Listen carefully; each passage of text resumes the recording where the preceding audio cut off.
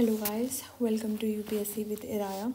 So today we are going to start with Science NCERT of class 8th and उसका first chapter है crop production and management. So let's see.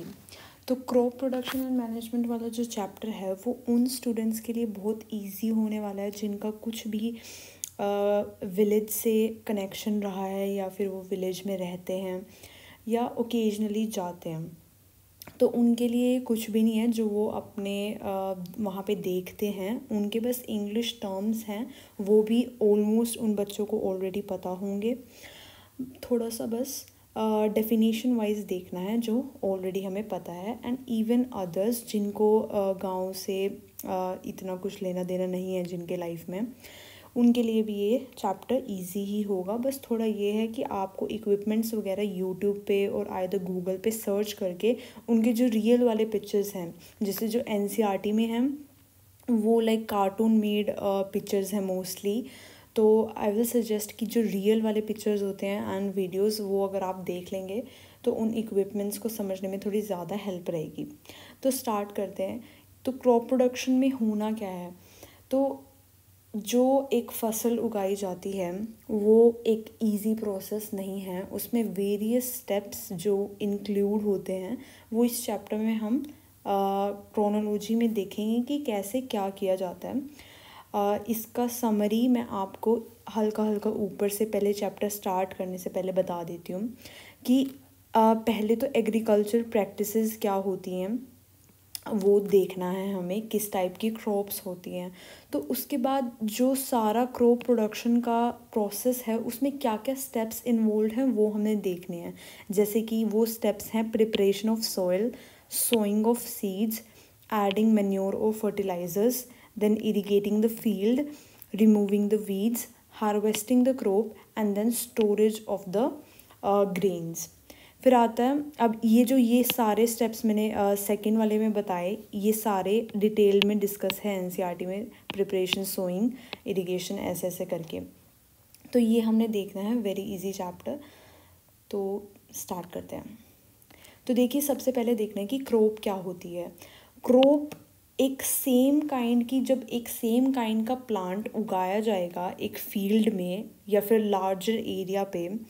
देखिए वैसे तो एक garden होता है हमारे मोस्टली अगर घरों में देखा जाए तो उसमें हम वेरियस टाइप ऑफ फ्लावर्स लगाएंगे, कहीं पे गमले रखे होंगे, कहीं पे कुछ रखा होगा. उसका कोई पैटर्न नहीं है कि आप एक ही टाइप ऑफ प्लांट उगा रहे हो अपने गार्डन में. पर लेकिन क्रॉप का क्या है कि when plants of the same kind are grown and cultivated at one place, जब एक ही टाइप का प्लांट एक प्लेस पे लार्ज स्केल में उगाया जाए तो उसे हम क्रॉप कहते हैं.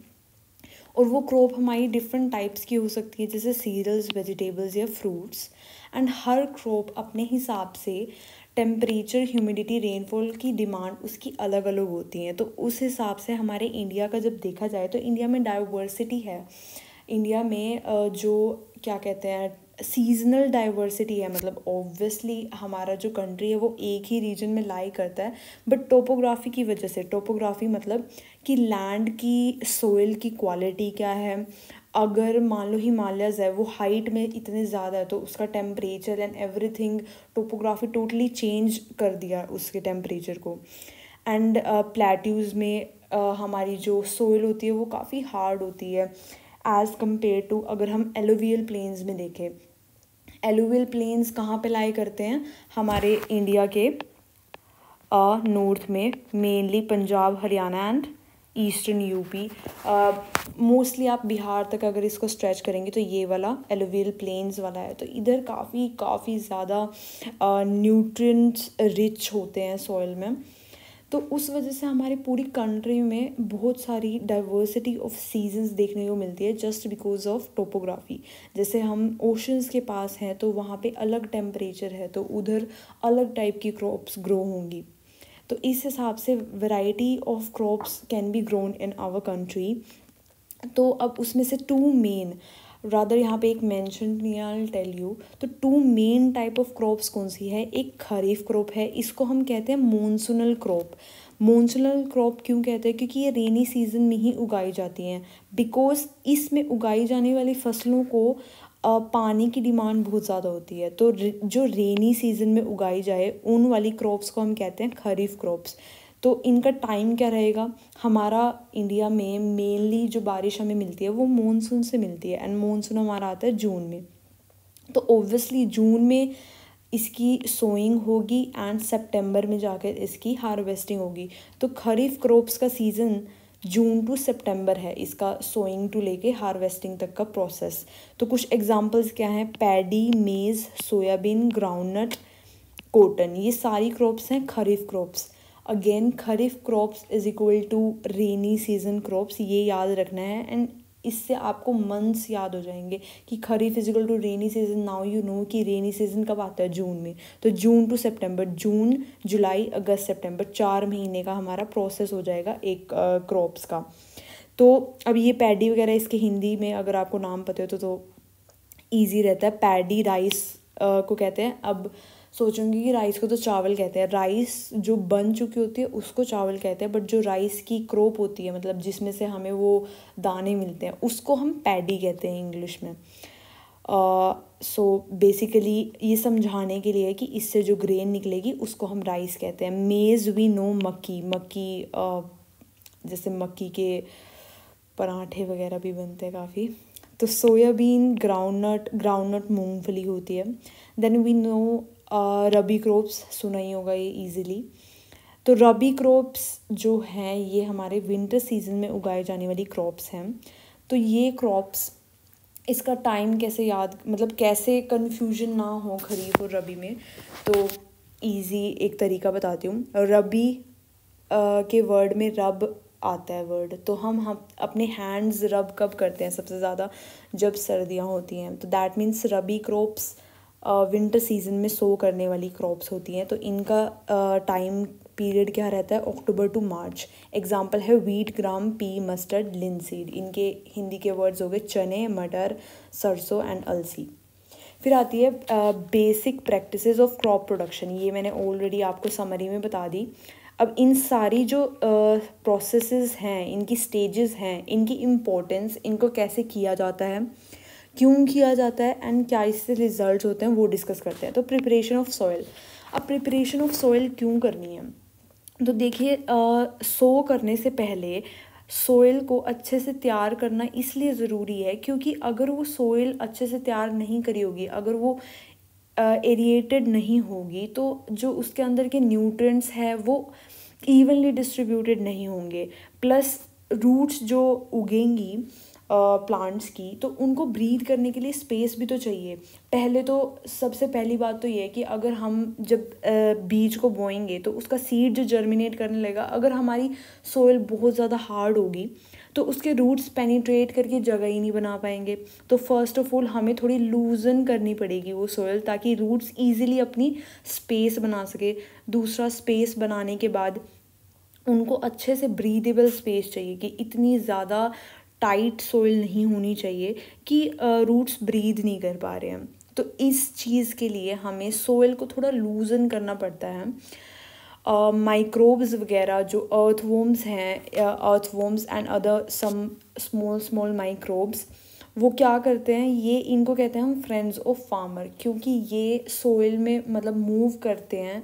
इनके मूव करने की वजह से छोटे छोटे होल्स एंड टनल्स बहुत माइन्यूट सी बनती जाती हैं। इससे ना सोइल हमारी ब्रीदेबल हो जाती है। तो ये बहुत हेल्दी होते हैं सोइल के लिए। अगर ये सोइल में पाए जा रहे हैं, इनको हम लाइक गंदे वाले कीड़ों में काउंट नहीं करेंगे। एंड दूसरा कि यही माइक्रोब्स जो हैं सोइल में ह्यूमस भी ऐड करते हैं। तो और दूसरा रीज़न हमें प्रिपरेशन ऑफ सोइल का क्या है कि हमने प्रीवियस क्लासेस की एनसीईआरटीज़ में आप लोगों ने पढ़ा होगा कि जो न्यूट्रिएंट्स होते हैं सोइल के, वो मोस्टली टॉप लेयर में ही होते हैं। तो ऐसा ना हो कि एक ही जगह पे न्यूट्रिएंट्स कंसंट्रेटेड रहें और हमने क्रॉप पूरी फील्ड में लगानी है। तो अगर हम उसको सोइल को अच्छे से टिल करेंगे, टिल करना मतलब जोतना, कि मिक्सचर लाइक जैसे आटा गूंथते हैं या फिर कुछ, तो उसको अच्छे से बार बार मिक्स करते हैं। ये तो है नहीं कि पानी गिरा और चलो भाई सीधा पकाना स्टार्ट कर दो, उसे अच्छे से मिक्स किया जाता है ताकि वो जो फ्लावर है, डो है, वो हमारा इवनली और सॉफ्ट बने। तो यही टेक्निक मतलब सॉइल में उसको अच्छे से मिक्स करेंगे ताकि उसके जो न्यूट्रिएंट्स हैं, अगर कोई नीचे सेटल डाउन हो गया तो वो ऊपर तक आ जाए, क्योंकि रूट्स हमारी इतनी ज़्यादा नीचे तक नहीं जाएंगी। Few top centimetres of the crust support the crops. तो हमें ये इंश्योर करना है कि जो क्रॉप्स के न्यूट्रिएंट्स हैं वो ऊपर वाले लेवल तक आएँ एंड क्रॉप्स को सफिशेंटली मिल जाए। तो इसके लिए हमें करना है, ये देखो, since only a few centimetres of the top layer of the soil support plant growth. तो इसको लूजन करने से न्यूट्रिएंट रिच जो सोयल है वो टॉप पे आ जाएगी, एंड टॉप पे आ जाएगी तो ईजिली प्लांट्स उसको ले पाएंगे। तो अब ये हमें सॉइल की प्रिपरेशन करनी कैसे है, तो उस प्रोसेस को हम कहते हैं टिलिंग एंड प्लोइंग। तो ये टिलिंग एंड प्लोइंग करने का मतलब मैंने आपको बता दिया कि मिक्स करना किसी एक इंस्ट्रूमेंट के साथ। तो उसके लिए यूज़ होते हैं प्लोस, या फिर वो प्लो वुड का भी हो सकता है, वो आयरन का भी हो सकता है। और आजकल थोड़े ट्रैक्टर के पीछे भी लगे हुए पार्ट्स आते हैं, कल्टीवेटर कहते हैं उसे। तो अब जो प्लो है ये यूजुअली मैनुअली चलाया जाएगा, जैसे इस पिक्चर में आपको दिख रहा है। ये बंदा, दो बुल्स हैं, ये वाला जो पार्ट है, ये वाला पार्ट, ये इसका बिगर वर्जन है। तो ये वाला पार्ट ऐसे ऐसे करता आगे जाएगा एंड ये सोयल को बीच में से चीरता जाएगा, इससे सोयल खुली हो जाएगी। तो ये तो होगा मैनुअल। पर लेकिन अब आजकल टेक्नोलॉजी बहुत ज़्यादा आ गई है, एंड जो थोड़े प्रॉस्परस स्टेट्स हैं जिनके पास इन्वेस्ट करने के लिए थोड़े पैसे ज़्यादा हैं, जहाँ पे बड़े बड़े ज़िम्मेदार हैं, तो वो लोग ओब्वियसली मैनुअल नहीं करेंगे, वो ट्रैक्टर्स का यूज़ करते हैं। जैसे ये ट्रैक्टर इस पिक्चर में दिखाया गया है, इसके पीछे ये, अब लगा लो कि ये वाला जो प्लो है इसके मल्टीपल प्लोज अटैच हैं एक मशीन में। तो अब एक लाइन, जो पहले एक लाइन बन रही थी, अब मे बी ट्रैक्टर के चलने पे वो 7 या 8 लाइनें प्लो कर देगा। तो ये कल्टीवेटर का काम है। तो बस प्लो एंड टिलिंग में यही था कि प्लो कैसे करते हैं, ये आप अपना पढ़ लेना क्योंकि इसमें इतना इम्पोर्टेंट कुछ नहीं है, ये डायग्राम समझाया गया। हो एक इंस्ट्रूमेंट होता है, इससे मतलब ये भी सारा प्लो की तरह ही है। देखिए एक ही इंस्ट्रूमेंट का अगर थोड़ा सा डिज़ाइन भी चेंज कर दे तो उनका इंग्लिश में ना अलग अलग नाम है, जिससे इतना फ़र्क पड़ता नहीं है। और ज़रूरी नहीं है कि एक इंस्ट्रूमेंट जो एक्चुअल में प्रैक्टिकली रियल लाइफ में यूज़ कर रहे हैं तो उसको सिर्फ एक ही काम के लिए भाई स्पेसिफिकली रखा हुआ है, ऐसा नहीं होता। एक इंस्ट्रूमेंट मल्टीपल चीज़ों के लिए यूज़ हो जाता है। तो आई वुड से कि प्लो और हो में इतना ज़्यादा फ़र्क नहीं होता। तो ये आप अपना यूट्यूब पे देख सकते हैं, बट मैंने जो पिक्चर्स देखी थी उसमें मुझे ऑलमोस्ट सेम ही लगा। और कल्टीवेटर मैंने बता दिया। देन अब हमारी सोयल प्रिपेयर हो चुकी है। सोयल प्रिपेयर करने के बाद अब हम क्या करेंगे, इजी पीजी, हम सीड्स को लगाएंगे, उनको सो करेंगे। तो अब सीड्स को लगाने से पहले हमने ये देखना है कि क्या जो हमने सीड्स सिलेक्ट करी हैं वो हेल्दी भी हैं कि नहीं। क्योंकि सीड्स के हम मतलब इंडिया में यूजुअली सीड के 2 पर्पस होते हैं फार्मर्स के लिए। एक पर्पस तो होता है कि जो अभी हमने क्रॉप उगानी है उसके लिए, और दूसरा इन क्रॉप्स में से भी जो बीज निकलते हैं उनको वो बचा के स्टोर करके रख लेते हैं।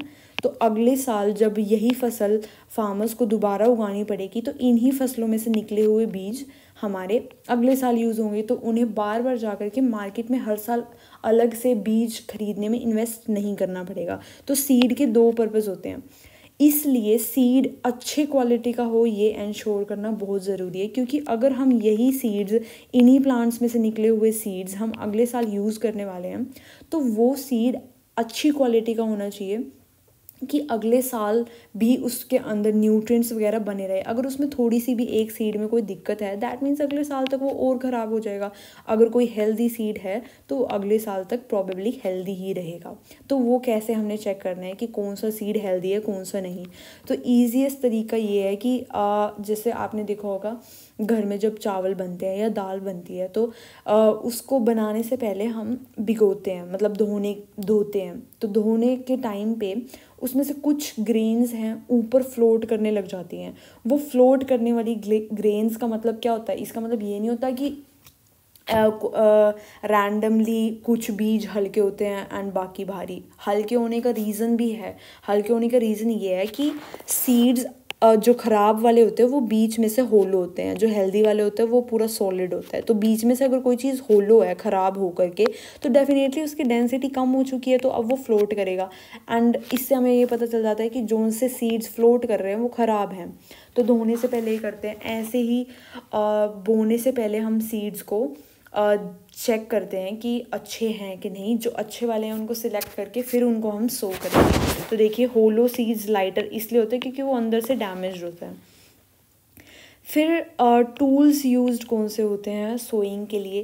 तो ट्रेडिशनली एक जो टूल होता है वो एक फनल टाइप होता है, जैसे ये 2 बंदे लेकर यहाँ पे खड़े हैं। तो इसमें कुछ नहीं है, जैसे हम ये वाला था, जैसे इस वाले डायग्राम में ये बंदा हल जोत रहा है, तो इसी को थोड़ा सा मॉडिफाई अगर कर दे हम, तो ये वाला जो डंडा है इसको पीछे से लेके ऐसे एक फ़नल बना दें अगर हम, तो इस वाले फ़नल में जो किसान है वो अपने बीज डालता जाएगा, ये बुल आगे चलती जाएंगी एंड इंटरवल्स पे सीड डलते जाएंगे। तो ये तो हो गया एक मैनुअल तरीका फनल के थ्रू, एंड वही हल जोतने वाला इंस्ट्रूमेंट हमने मॉडिफाई कर दिया। दूसरा जो है, जैसे कि हमारे पास टिलिंग के टाइम पे भी 2 ऑप्शंस थे, एक तो मैनुअल था और एक कल्टीवेटर था जो ट्रैक्टर से हो रहा था। तो ऐसे ही सोइंग के टाइम पे भी एक तो मैनुअल ऑप्शन हो गया एंड एक ट्रैक्टर वाला ऑप्शन हो गया। तो इसमें ही सीड ड्रिल नाम करके जो मैकेनिकल इंस्ट्रूमेंट आता है, ये ट्रैक्टर से पीछे अटैच हो जाएगा एंड इसके ऊपर कहीं जो भी मशीन वगैरह में सीड्स डले होते हैं एंड ये रेगुलर इंटरवल्स में सीड रिलीज़ करता जाएगा एंड थोड़ा अंदर तक मतलब गड़े होंगे इसके जो पंजे हैं, ताकि क्योंकि सीड की जर्मिनेशन के लिए वो सीड कवर्ड होना चाहिए सॉइल में। अगर वो ओपन है तो वो जर्मिनेट नहीं कर पाएगा। तो ये थोड़ा अंदर से, अब यहाँ पे आपको मैनुअली थोड़ा गार्ड के चलाना पड़ेगा ये जो है फनल पर, लेकिन जो ये सीड ड्रिल है ऑब्वियसली ये टेक्निकल है सारा कुछ, तो ये थोड़ा अंदर तक अच्छे से सारी मतलब बिल्कुल स्पेस्ड इंटरवल्स पे ये थोड़ा ऑर्गेनाइज्ड होगा। अब ये थोड़ा मैनुअल है, मे बी ये इतना ऑर्गेनाइज ना हो, पर लेकिन अगर हम कोई चीज़ मशीन से कर रहे हैं तो ये थोड़ी ऑर्गेनाइज्ड होगी। एंड अब जैसे ये एक ही लाइन जोत पा रहा था, सो कर पा रहा था एक टाइम पे, पर ये जो सीड ड्रिल है वो एक टाइम पे मल्टीपल लाइंस सो कर पा रहा है। तो यहाँ पे हमारा लेबर भी बचता है, पैसे भी बचते हैं एंड टाइम भी बचता है, तो एफिशिएंसी आ जाती है इन मशीन से। तो ये हो गया। एंड अब सोइंग के टाइम पे कुछ चीज़ें इम्पोर्टेंट हैं, वो क्या है कि मैंने आपको बताया, एक तो कवर्ड होना चाहिए सीड, तभी वो अच्छे से जर्मिनेट कर पाएगा। दूसरा, सीड्स के बीच में इनफ स्पेस होना चाहिए, ना तो इतना ज़्यादा स्पेस कि हम एक फील्ड में ज़रूरत से कम क्रॉप उगा पा रहे हैं, और ना ही इतना ज़्यादा क्राउडेड कि वो अच्छे से उग ही ना पाए। तो मिनिमम स्पेस नीडेड क्यों है सीड्स के बीच में? क्योंकि अगर ओवर क्राउडिंग हो गई तो किसी भी प्लांट को इनफ सनलाइट मिलने में दिक्कत होगी एंड वो आपस में ही न्यूट्रिएंट्स के लिए compete करते रह जाएंगे, तो इनफ न्यूट्रिएंट्स भी नहीं मिल पाएंगे। अगर उनके बीच में इनफ स्पेस है तो न्यूट्रिएंट्स, सनलाइट एंड इरिगेशन सब कुछ अच्छे से हो पाएगा। एंड ओब्वियसली आप सोच सकते हैं कि overcrowding, even when we talk about humans in a railway station और अ मेट्रो स्टेशन, तो ये चीज़ें हमें दिक्कत ही देती है। तो वेंटिलेशन की कितनी ज़्यादा दिक्कत है, तो यही क्रॉप्स में सेम रीज़न है कि इनके बीच में इनफ स्पेस होगा so that they can breathe and sunlight वगैरह सारा इनका प्रोसेस अच्छे से हो सके। फिर एडिंग मैन्योर एंड फर्टिलाइजर्स है। अब ये मैन्योर एंड फर्टिलाइजर्स, नाउ आपको सबसे पहला क्वेश्चन ये आना चाहिए कि हमने ऐड ही क्यों करना है। तो देखिए, पहले जब तक इंसान हंटिंग एंड गैदरिंग कर रहा था तब तो कोई दिक्कत नहीं थी, आई मीन उनको मे बी होगी, बट ज़मीन को इतनी दिक्कत नहीं थी, क्योंकि उस पे फॉरेस्ट थे एंड सब कुछ प्रोसेस नेचुरली हो रहा था। जब हम एग्रीकल्चर पे आ गए तो धीरे धीरे एग्रीकल्चर लार्ज स्केल में, इतना ज़्यादा लार्ज स्केल में होने लग गया कि अब नाउ यू कैन सी कि फॉरेस्ट को काटा जाता है सिंपल एग्रीकल्चर लैंड में कन्वर्ट करने के लिए। तो इससे क्या हो रहा है कि more and more land is being included in the agriculture land. तो इससे दिक्कत ये आ रही है कि एक भी टाइम पे कोई भी फील्ड खाली लोग छोड़ नहीं रहे हैं एंड मतलब बार बार अगले साल इवन एक साल में कम से कम मिनिमम 2 क्रॉप्स तो होती हैं एंड कुछ फार्मर अगर अफोर्ड करवाएं तो वो 3 क्रॉप्स भी कर लेते हैं। तो बेसिकली पूरे साल एक मान लो ज़मीन का टुकड़ा है वो क्रॉप्स को सपोर्ट कर रहा है एंड अगले साल फिर से वही उसको सोइल को कोई ब्रेक नहीं मिल रहा है। तो उसके जो न्यूट्रिएंट्स होते हैं सोइल के अंदर वो रिप्लेनिश हो ही नहीं पा रहे। रिप्लेनिश मतलब दोबारा से रिवाइव होना, कि मान लो कोई चीज़ अगर ख़त्म हो गई है तो नेचर में उसको दोबारा से रिप्लेनिश मतलब दोबारा से भर देना न्यूट्रिएंट से, वो हो नहीं पा रहा है क्योंकि इनफ टाइम नहीं मिल पा रहा है सोइल को अकेले रह करके अपने न्यूट्रिएंट्स रिप्लेनिश करने के लिए। वो क्यों नहीं मिल पा रहा है मैंने बता दिया कि लगातार हम उसमें क्रॉप्स लगाते रहते हैं, ना तो उसको कोई ब्रेक दे रहे ना कुछ, तो उसमें न्यूट्रिएंट्स की कुछ टाइम बाद 2-3 साल बाद उसमें न्यूट्रिएंट्स की कमी होने लग जाती है। वो न्यूट्रिएंट्स की कमी पूरी करने के लिए हम मैन्योर एंड फर्टिलाइजर्स का यूज़ करते हैं। तो इस करके हमें एक्स्ट्रा सप्लीमेंट्स देने पड़ रहे हैं। जैसे कि आप लगाओ कि एक नॉर्मल इंसान है एंड एक स्पोर्ट्स का कोई है। तो एक नॉर्मल इंसान का जो डेली कैलोरी बर्न करने का सिस्टम है उससे कहीं ज़्यादा एक स्पोर्ट्स पर्सन का होगा। तो उस स्पोर्ट्स पर्सन की डाइट भी यू शुड सी कि कितना प्रोटीन रिच होनी चाहिए, हेल्दी होनी चाहिए। तो जिस वे से आप किसी चीज़ को यूज़ कर रहे हो तो उसी वे से आपको न्यूट्रिएंट्स भी उसको देने चाहिए। तो मैन्योर एंड फर्टिलाइज़र उसी सप्लीमेंट एक हेल्दी डाइट की तरह काम करते हैं and fertilisers may be not as healthy as it sounds, but मैं समझाने का तरीके के वैसे कह रही हूँ कि मैन्योर फर्टिलाइज़र इस करके ऐड किया जाता है ताकि उस कमी को पूरा किया जा सके। तो मैन्योर तो होता है नेचुरल जो हम बनाते हैं वेस्ट प्लांट और एनिमल वेस्ट से and sometimes human waste also, जैसे वर्मी कंपोस्ट वगैरह हो गया। तो मैन्योर तो होता है नेचुरल, जिसे खाद कहते हैं, गोबर वगैरह उसमें सब इंक्लूडेड होता है। जो जिन बच्चों ने गांव में देखा होगा तो ये खाद तो काफ़ी फेमस होती है।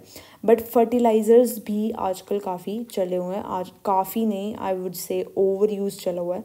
तो फर्टिलाइज़र क्या है, फर्टिलाइज़र और मैन्योर में बस ये कुछ डिफरेंसेस है, वो अभी हम आगे देखेंगे।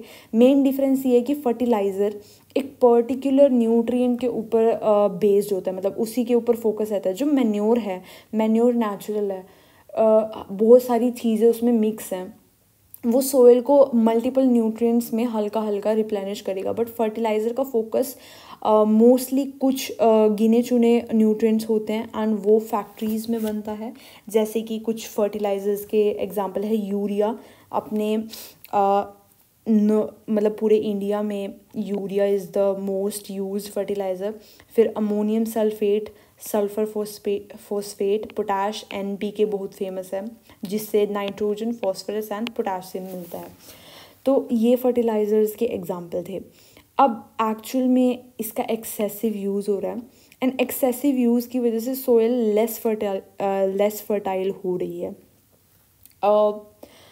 ये ऐसा क्यों होता है कि एक्सेसिव, वैसे आपको ये सेंटेंस समझ नहीं आएगा बट लेट मी एक्सप्लेन कि क्यों, मतलब अभी तो मैंने बताया कि न्यूट्रिएंट्स मिलने चाहिए ज़्यादा, तो ज़्यादा मिल रहे हैं तो सोइल की फर्टिलिटी कम क्यों हो रही है। ये इसलिए हो रही है कि जैसे जो किसान हैं उनको ये चीज़ की नॉलेज नहीं है। उन्हें ये तो पता है कि क्या क्या यूज़ करना है, फर्टिलाइज़र कौन से वाला हम ले आए, बट उन्हें लगता है हम जितना गिरेंगे उतनी हमारी क्रॉप्स अच्छे से यील्ड देगी।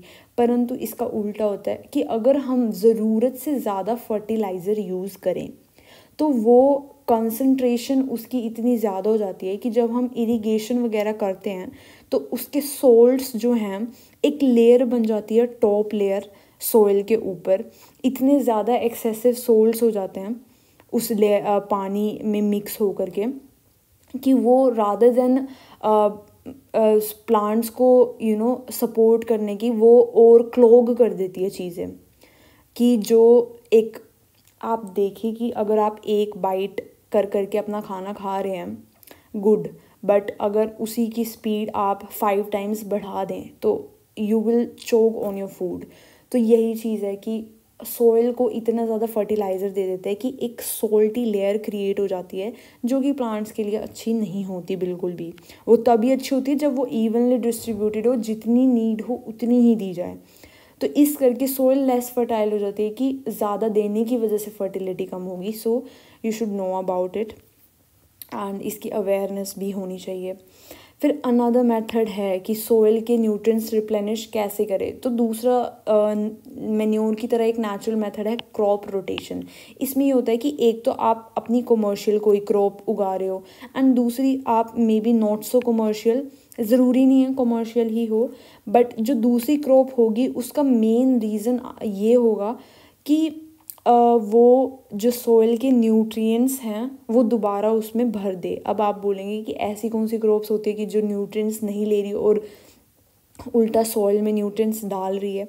तो देखिए कुछ क्रॉप्स होती हैं, पहले तो उनको न्यूट्रिएंट्स ही नेचुरली कम चाहिए होते हैं। Pulses are the most famous crops, most of the pulses इसी कैटेगरी में आती हैं कि उनको खुद के लिए न्यूट्रिएंट्स बहुत कम चाहिए होते हैं, खुद के लिए इरिगेशन भी बहुत कम चाहिए होती है as compare to wheat and rice. तो पल्सेस इनका एग्जांपल है। तो उसमें क्या होता है कि जो उनके रूट्स होते हैं उसमें लेग्यूम्स ग्रो कर जाते हैं उनके नोड्यूल्स में। नोड्यूल्स मतलब जैसे ये ऐसे है, तो ऐसे ऐसे कुछ कुछ छोटे छोटे गोले से गांठ सी बनी होती है, तो इनको हम नोड्यूल्स कहते हैं। इनमें एक राइजोबियम नाम का बैक्टीरिया है, ये इन नोड्यूल्स के थ्रू जो नाइट्रोजन है वो इसमें डाल देता है, सोइल में डाल देता है वो। तो ये राइजोबियम बैक्टीरिया, ये आपको नाइट्रोजन साइकिल कभी पढ़ेंगे, मे बी अगले चैप्टर्स में कभी आए तो उसमें ज़्यादा डिटेल में डिस्कस करेंगे। फ़िलहाल के लिए यही है कि लेग्यूम्स जो होती हैं वो रूट्स अपने से नाइट्रोजन सोइल के अंदर डाल देती हैं, तो एटमॉस्फेरिक नाइट्रोजन फिक्स करती है। दैट मीन्स कि प्लांट्स जो हैं एटमॉस्फेयर में प्रेजेंट जो नाइट्रोजन है, फ्री नाइट्रोजन, उसको ऐसे जैसे हम लोग सांस ले रहे हैं, ऑक्सीजन यूज़ कर रहे हैं, ऐसे वो लोग नाइट्रोजन को डायरेक्ट इनटेक नहीं कर सकते हैं, तो उसको फिक्स करना पड़ता है। दैट मीन्स किसी और कंपाउंड में कन्वर्ट करके सोइल में अगर वो जाएगा तो फिर वो सोइल से अपने रूट्स के थ्रू प्लांट्स ले पाएगा, मतलब किसी और वे में। जस्ट लाइक कि कुछ लोगों को नॉर्मल दूध पसंद नहीं होता तो वो लोग उसमें बॉर्नविटा या चीनी या कुछ भी डाल के पीते हैं।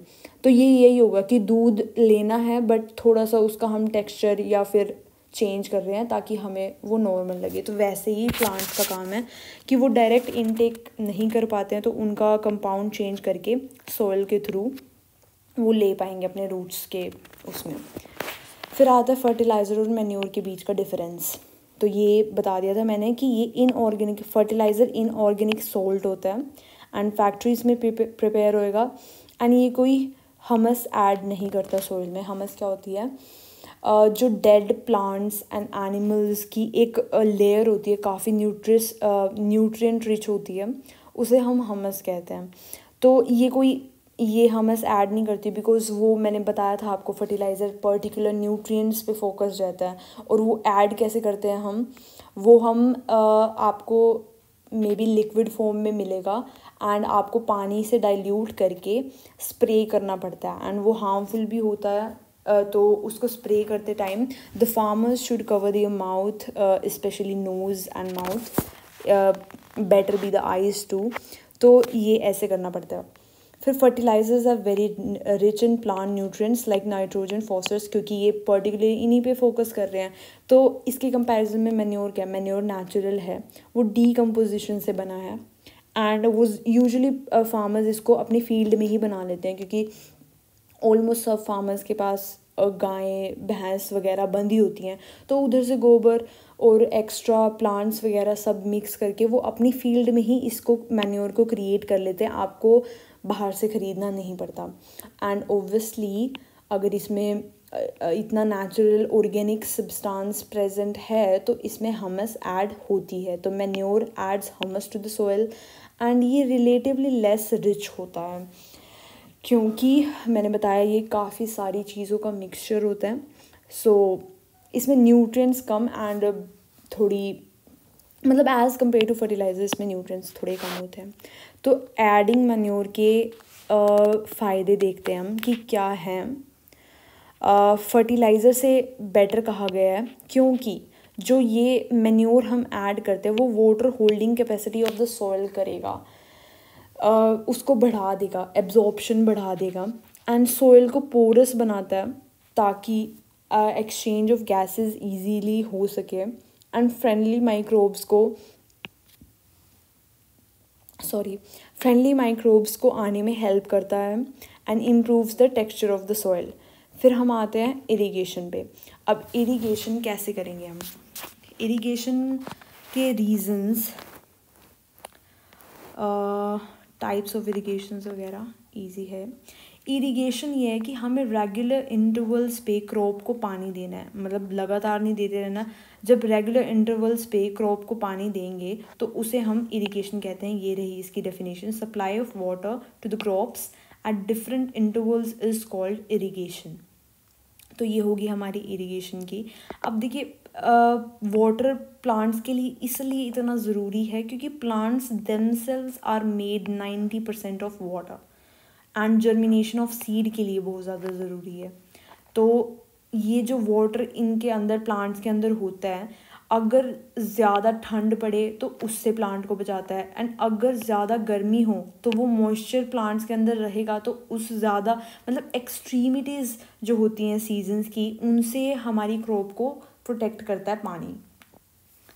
तो इस करके इरिगेशन ज़रूरी होती है। अब पहले ज़माने में तो हम रेनफॉल पे डिपेंड करते थे, बट अब जिस हिसाब से सारी मतलब इतने लार्ज स्केल पे एग्रीकल्चर हो रहा है तो we can't depend on rainfall. Plus global warming की वजह से रेनफॉल का पैटर्न इतना बदल चुका है। हमें हाई यील्ड चाहिए।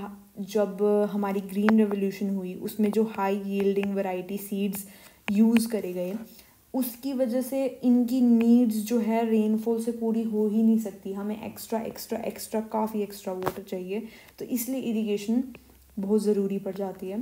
तो इसके टाइप्स क्या हैं?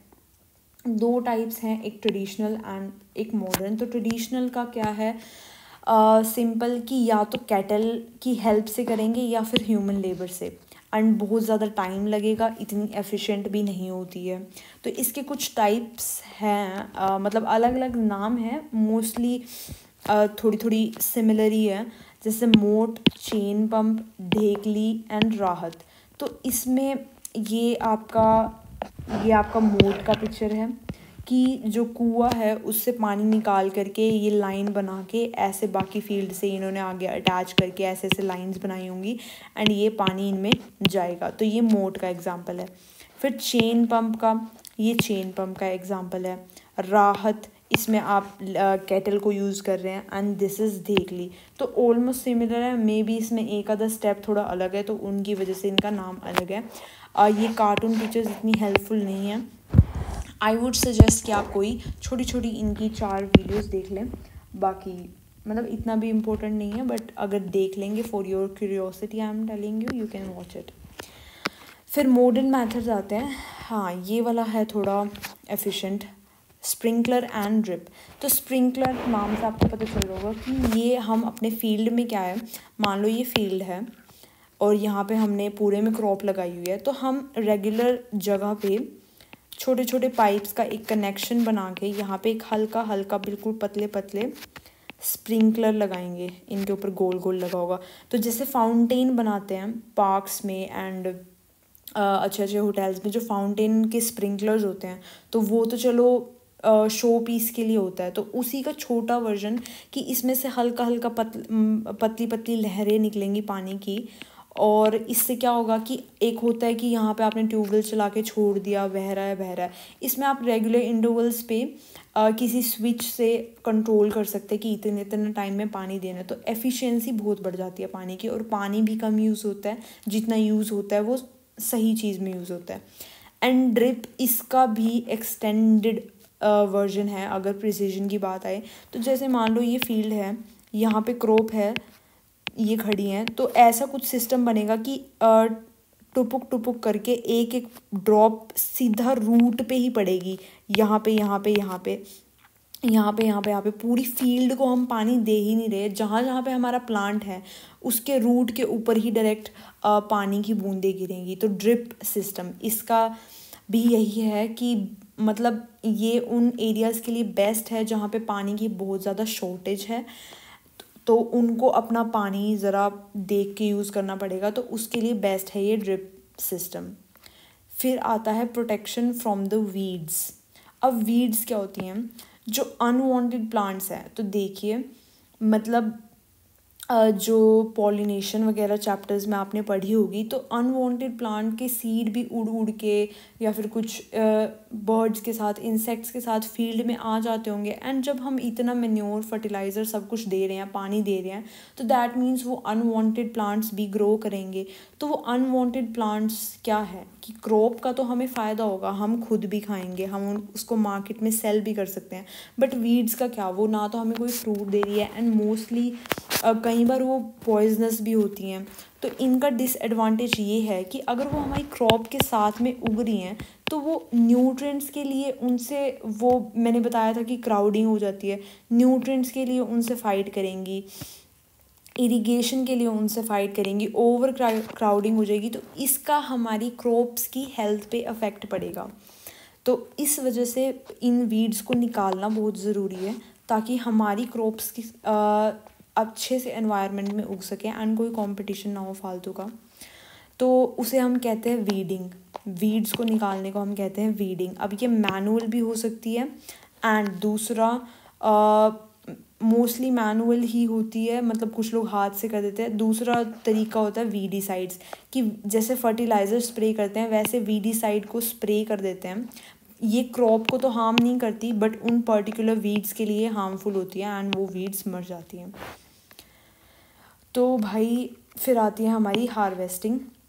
अब सारा कुछ प्रोसेस हो चुका है, अब हमें अपनी क्रॉप को काटना है एंड फिर उसके बाद स्टोर करना पड़ेगा। तो काटने के तरीके क्या हैं? एक तो मैनुअली आपने कर लिया, ये दरांती, सिक्कल, मतलब इसको हिंदी में दरांती कहते हैं, दरांती या दांती। तो और दूसरा है हार्वेस्टर। हार्वेस्टर मशीन्स होती हैं, वो दो काम इकट्ठे करेंगी। एक तो क्रॉप को नीचे से कट, मतलब मान लो अगर ये ऐसे ऐसे क्रॉप उगी हुई है तो मे बी इस लाइन से कट भी कर देगी एंड साथ में जो ग्रेन्स को शाफ्ट से अलग करना होता है उससे अलग भी कर देंगी। तो उस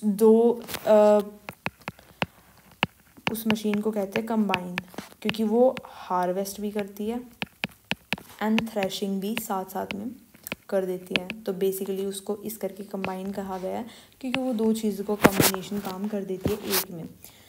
तो ये होगा थ्रेशिंग। थ्रेशिंग क्या होता है कि अब जैसे ये हमारी क्रॉप है, इस पे ऐसे लगे हुए हैं ये जो गोल गोल है, मान लो ये राइस के ग्रेन्स है। तो अब हमें ये वाली तो नहीं चाहिए, हमें ये राइस चाहिए। तो ये हमें ये राइस इसमें से निकालने पड़ेंगे। तो इसको निकालने के लिए और ये जो ब्राउन वाला पार्ट है इसको अलग करने के लिए थ्रेशिंग कहते हैं। कि मतलब हम ज़मीन पे ज़ोर के मारेंगे उसको तो इसके जो बीज हैं वो निकल जाएंगे। फिर इनको सेपरेट करने के लिए विनोइंग, कि ये गंद उड़ जाए और ये बीज थोड़े हैवी होते हैं तो ये रह जाएंगे, उसको विनोइंग कहते हैं। विनोइंग तो होती है मैनुअली, और जो कंबाइन है वो अपना मशीन में ही ये 2-3 एक्टिविटीज़ इकट्ठे कर देती है। तो इस करके इसको कंबाइन कहते हैं। फिर आती है भाई, हाँ, ये हार्वेस्ट फेस्टिवल्स की इतने महीने हमने मेहनत करी, उसके बाद जब हार्वेस्टिंग का टाइम आता है तो ऑल ओवर इंडिया अलग अलग नाम से हार्वेस्टिंग फेस्टिवल्स होते हैं, जिनके जैसे कुछ नाम है पोंगल, बैसाखी, होली, दिवाली, नबन्या एंड बिहू। तो ये सेलिब्रेट करने के लिए कि हमने मेहनत करी एंड अब हमें उस मेहनत का फल एंजॉय करने को मिलेगा। तो स्टोरेज कैसे करनी है, स्टोरेज क्यों करनी है? अब एक सरप्लस अगर हमने प्रोडक्शन करी है तो अगर कुछ तो हम अपनी कंजम्पशन के लिए रखेंगे एंड बाकी में भी हम सेल करेंगे, बट अगर हमारे पास और भी बची है तो उसको हम फ्यूचर के लिए सेफली रखेंगे, पर लेकिन ये सारी ग्रेन्स है वो प्रोन टू डिसीज़ होती है, क्योंकि वो खाना सिर्फ हमारे लिए नहीं है, एनिमल्स के लिए काफ़ी टेस्टी खाना होता है वो। तो इंसेक्ट्स हो गए, रैट्स हो गए, इन सब क्योंकि ये इसको सिर्फ खाते खाते नहीं है, अगर चलो खा भी रहे हैं तो पहले तो हमारी क्वांटिटी रिड्यूस हो रही है, दूसरा ये सिर्फ खाते खाते नहीं, ये इनको ख़राब भी कर देते हैं कि मतलब वो फिर ह्यूमन कंजम्पशन के लिए अच्छी नहीं रहेगी क्रॉप। तो इसके लिए हमको कुछ केमिकल्स कई बार यूज़ करके स्टोर करने पड़ते हैं। उन केमिकल्स या तो आप उसको मार्केट से ले सकते हो, दूसरा जो नेचुरल होता है वो ड्राइड नीम लीव्स होती हैं, कि अगर आप घर में छोटी छोटी टंकी होती हैं सबकी गेहूँ की, उसमें नीम लीव्स होंगी, या फिर ड्राइड नीम लीव्स की जगह या फिर कोई मार्केट से लिए गए वो जो वाइट से गोले आते हैं, वो इंसेक्ट्स को दूर करने के लिए होते हैं, ताकि हमारी फसल ख़राब ना हो। तो ये जो बड़े बड़े सीलोज़ हैं, इनको या तो इनमें आप स्पेस लेकर के स्टोर कर सकते हैं, या फिर ग्रैनरीज में ऐसे कट्टों में स्टोर कर सकते हैं। तो सीलोज़ या इसमें ड्राइड नीम लीव्स मैंने बता दिया आपको, गोडाउन्स में आप इसको स्टोर कर सकते हैं। तो ये हमारा क्रॉप प्रोडक्शन का सारा हो चुका है, from the preparation of soil to storage. अब हल्का सा ये इसमें बताया गया है कि एनिमल हस्बेंड्री क्या होता है। तो देखिए, अगर एक दो एनिमल्स हैं हमारे पास, वैसे उसको भी एनिमल हस्बेंड्री कह देते हैं।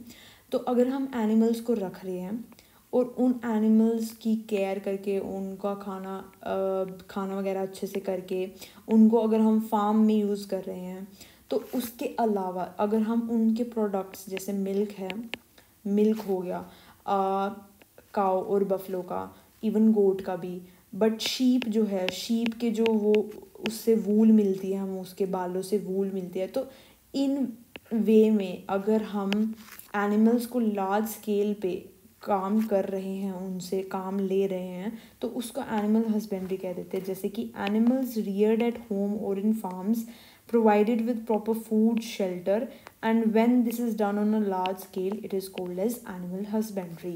So now this chapter is completed. Thank you, and you were watching this lecture on UPSC with Iraya.